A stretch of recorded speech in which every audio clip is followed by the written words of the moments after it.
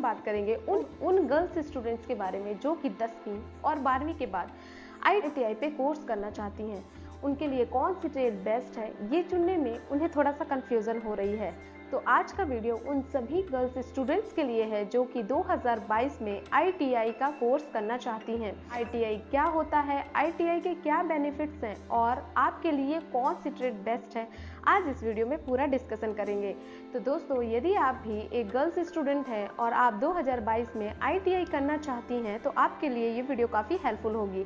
तो वीडियो को make sure पूरा एंड तक देखिएगा। अगर कोई भी डाउट्स होता है तो कमेंट सेक्शन में पूछ लीजिएगा। तो चलिए बिना टाइम वेस्ट किए स्टार्ट से पहले हम शॉर्ट में ये जानकारी ले लेते हैं कि ITI होता क्या है। ITI का फुल फॉर्म होता है इंडस्ट्रियल ट्रेनिंग इंस्टीट्यूट, जहाँ पे आपको इंडस्ट्री लेवल के लिए तैयार किया जाता है। ITI के बारे में पूरी डिटेल जाननी है तो मैंने ऑलरेडी एक वीडियो बना रखी है जिसे आप जाके चेकआउट कर सकते हैं। तो ये है दोस्तों, ITI करने से क्या बेनिफिट है, इसे आपको क्यों करना चाहिए। तो इसका आंसर है दोस्तों, यदि आप कम समय पे एक अच्छी नौकरी चाहते हैं तो आपको ITI काफ़ी हेल्पफुल होती है आपकी उस नौकरी को फाइंड करने में। आप अपने आसपास ही एक अच्छी जॉब तलाश सकते हैं। ITI करने से आप सेल्फ एम्प्लॉयड बन जाते हैं। ITI करने से आपको गवर्नमेंट सेक्टर में काफ़ी ज़्यादा चांसेस मिलते हैं। और ITI करने से अगर आप आगे की पढ़ाई करते हैं तो आपको ईजिली किसी भी इंस्टीट्यूट में एडमिशन मिल जाता है। और ITI करने का फ़ायदा ये भी है दोस्तों कि आप खुद का बिजनेस डेवलप कर लेते हैं। तो ये काफ़ी सारे बेनिफिट्स हैं जो कि आपको ITI करने के लिए मजबूर कर देते हैं। तो दोस्तों, आई होप कि आपको बेनिफिट्स के बारे में समझ में आ गया होगा। अब बात करते हैं ITI के कोर्सेज़ के बारे में। ITI में बहुत सारे कोर्सेज किए जाते हैं जैसे electrician, fitter, diesel mechanic, welder, COPA, stenography और भी बहुत सारे कोर्सेज। लेकिन इन कोर्सेज में गर्ल्स स्टूडेंट के लिए कौन सा कोर्स बेस्ट है, आज हम डिस्कस करेंगे इस वीडियो में। तो चलिए आपको बताते हैं कि आप गर्ल्स स्टूडेंट्स के लिए ITI का सबसे बेस्ट कोर्स कौन सा है। तो फर्स्ट ऑफ हमने यहाँ पे रखा है स्टेनोग्राफी के बारे में। स्टेनोग्राफी ITI का बेस्ट कोर्स है गर्ल्स स्टूडेंट्स के लिए।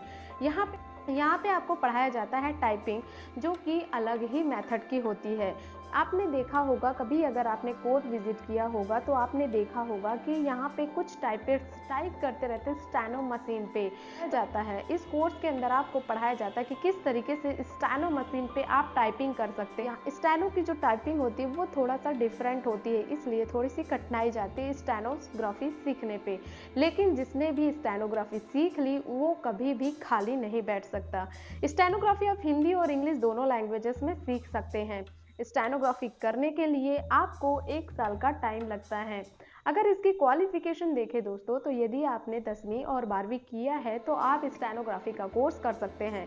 मैंडेटरी ये है कि आपको 10th में मैथ और साइंस में पास आउट होना चाहिए।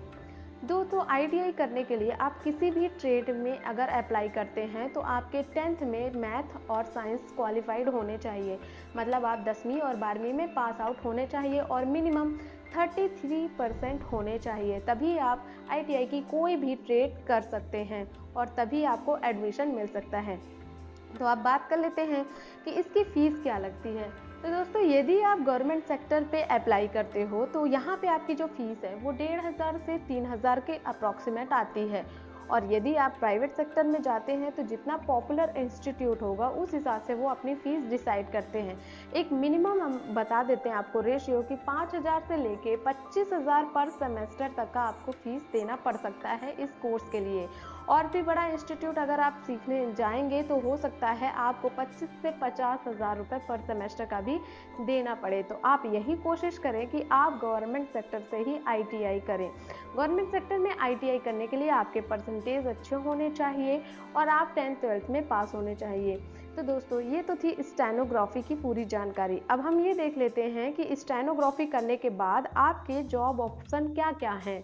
तो दोस्तों, स्टेनोग्राफी करने के बाद आप रेलवे सेक्टर पे जा सकते हैं, आप कोर्ट में काम कर सकते हैं, आप पर्सनल असिस्टेंट बन सकते हैं। इसके साथ साथ आप प्राइवेट सेक्टर पे भी काम कर सकते हैं, आप खुद का ऑफिस खोल सकते हैं, आप यहाँ पे टाइपिंग वर्क करके कंप्यूटर ऑपरेटर भी बन सकते हैं।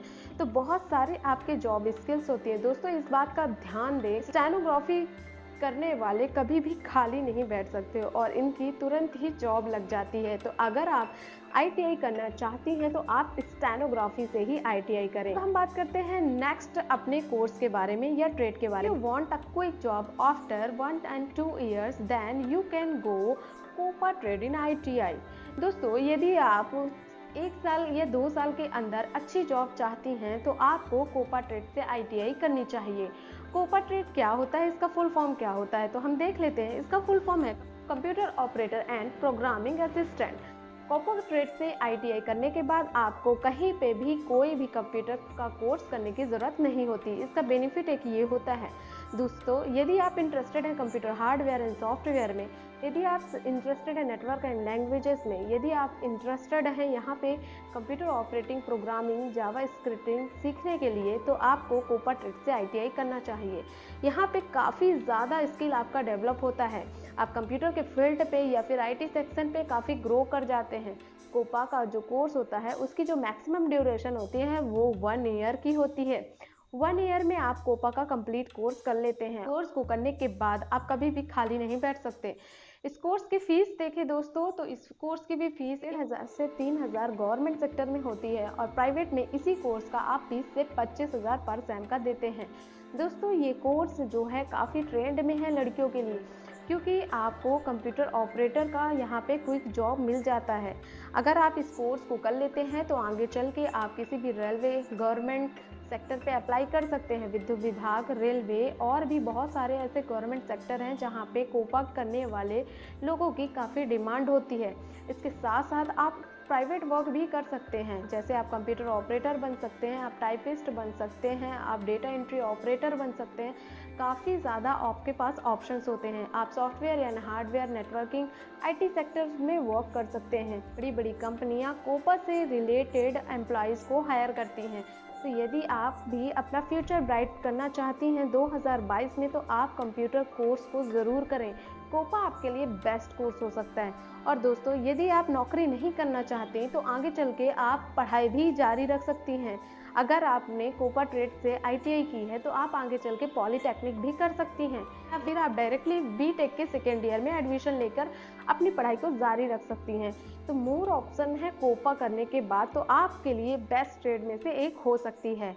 नेक्स्ट ट्रेड की हम बात करते हैं तो वो है ITI सर्वेयर। ITI सर्वेयर क्या होता है दोस्तों, यहाँ पे आपको बिल्डिंग आर्किटेक्चर का वर्क सिखाया जाता है। जैसे आपको बिल्डिंग का बनाना हो, रोड बनाना हो, या फिर पब्लिशिंग करनी हो, या फिर कोई भी मैपिंग करनी हो, तो आपको सर्वेयर का कोर्स करना चाहिए। ये कोर्स थोड़ा सा आपको डिफ़िकल्ट लग रहा होगा। सुपरवाइजरी करते हैं, आप चाहें तो लैंड सर्वेयर बन सकते हैं, लैंड सर्वेयर बन सकते हैं, आप चाहें तो फील्ड सर्वेयर बन सकते हैं, आप टीचर भी बन सकती हैं और इसके साथ साथ आप सुपरवाइज़र भी बन सकती हैं। तो दोस्तों, यहाँ पे आपको काफ़ी अच्छा ऑप्शन है और ये आप देख रहे हैं कि एवरग्रीन ट्रेड में से एक है, क्योंकि यहाँ दिन पे दिन डेवलपमेंट स्टार्ट होता जा रहा है और ऐसे लोगों की ज़रूरत होती जा रही है। तो यहाँ पे अगर आप सर्वेयर का वर्क करना चाहती हैं तो आपको ये ट्रेड ज़रूर करना चाहिए। सर्वेयर का कोर्स करने के लिए मैक्सिमम ड्यूरेशन 1 ईयर है। 1 ईयर में आप इसे कंप्लीट कर लेती हैं। वहीं पे अगर हम इसकी फ़ीस देखें तो 1 से 1,500 रुपये आपकी लगती है गवर्नमेंट सेक्टर में fees. That is my startup idea, guys. Guys, I am out. तेरा आइडिया तो ठीक है, लेकिन मार्केट का कोई एक्सपीरियंस नहीं तुझे।